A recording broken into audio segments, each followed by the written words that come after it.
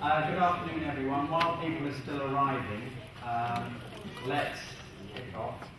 Thanks for coming to this talk today on getting your business past the survival stage. My name is Rory MccGwire.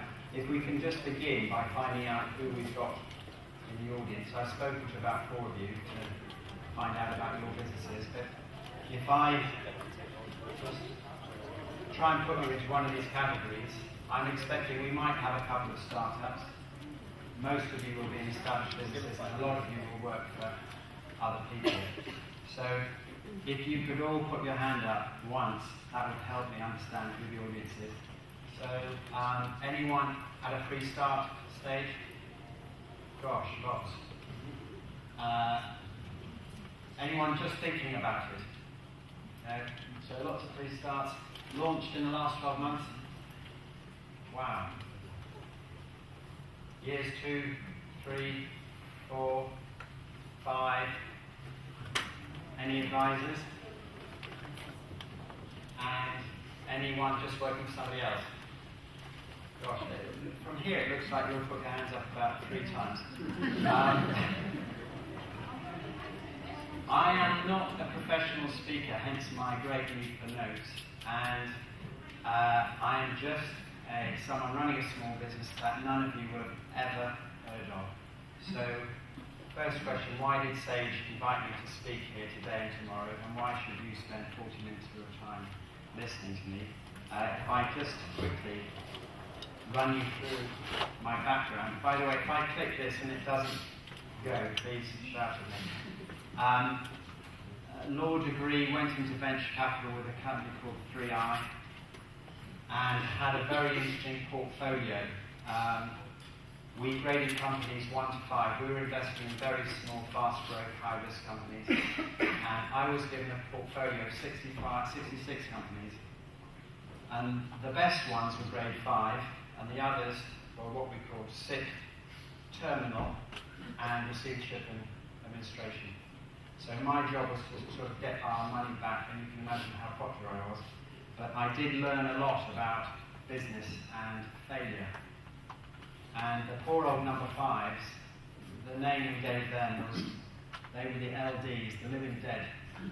And they were the poor people, and there'll be lots of us in the room, who've put the money in, they've made the investment, and they can never quite get on the plane, you know, if you're a sailing person, or take off if you're a pilot.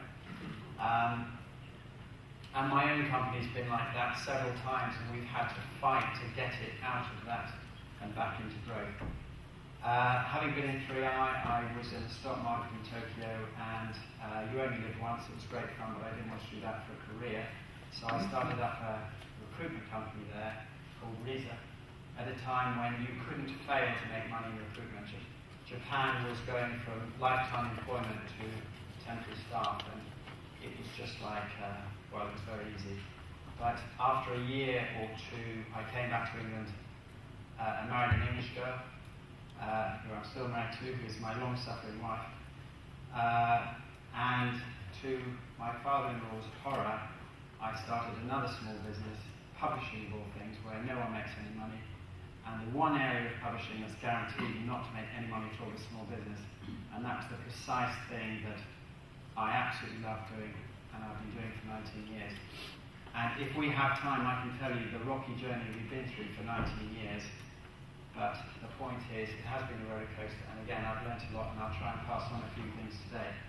Now, the one thing I said I would never do was have a small business website, because that is the worst of all worlds. I mean, it's a very crowded market, no one's making any money. And to my own surprise, in 2008, I decided to go into doing that. And we pitched a concept called the donut to Google and Royal Mail. And if you're in for a penny, you're in for a pound. So rather than one website, we're building 400. And that's what we're doing at the moment. And Sage is one of our partners. So it's not a complete coincidence that I'm here today. And it is a funny name, and I am English, and I know that's a funny spelling, but again, we can deal with that later if we have time. I'll now put my stopwatch on.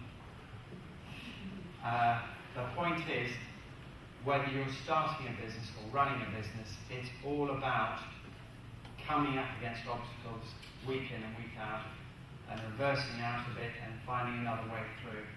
And that's what we'll be talking about again and again today. If you have a simple business, if you're going to be a window cleaner or a plumber, you're very lucky. You don't have to listen to any of this. You can just go out and make money. You're selling your labour. But for most of us, it is high risk. It's complicated. We have premises and overheads and staff. So that's what I'm going to be dealing with today. By the way, if you want to take notes, feel free. You'll remember more things if you do. But I will be giving you a URL at the end where you can pick up the whole PowerPoint if you like. Okay, so to move on to the start, I've organised this into 5 parts. And I've sort of hung some other points on them so it will feel a bit odd at times. Firstly, a reality check. Now, whether you're starting a business or just a new bit of your business, it's all the same thinking. It's irrelevant if you're in a 5-year-old company and you're doing a new thing. It's all the same issues.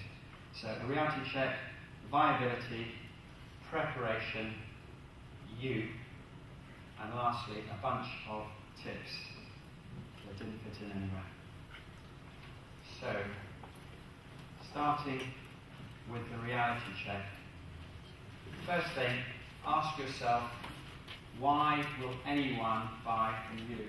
Because they've got by perfectly well without you before. And if you're selling business to business, no one will want to buy from you for at least a year, because why should they? You're probably going to go bust and so on. If you're trying to sell to the public sector, make that 5 years. You know, their purchasing is all around safety. It's perfectly understandable. You know, taxpayers' money and all that.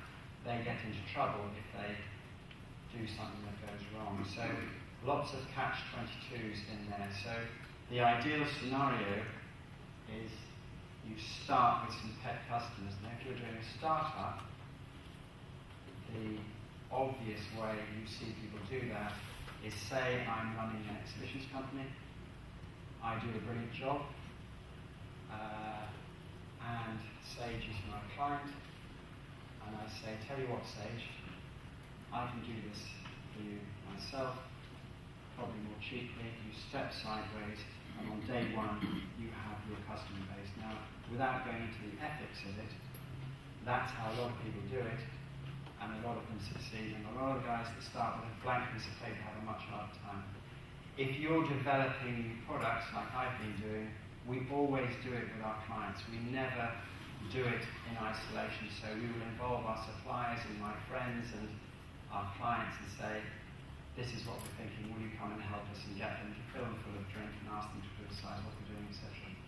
So, very important for developing things.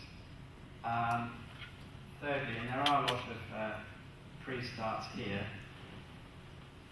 a lot of people, because I have a venture capital background, a lot of people are sent to me for help, and one of the things I keep coming across is the worried expression, well, I haven't really got an original idea, Rory.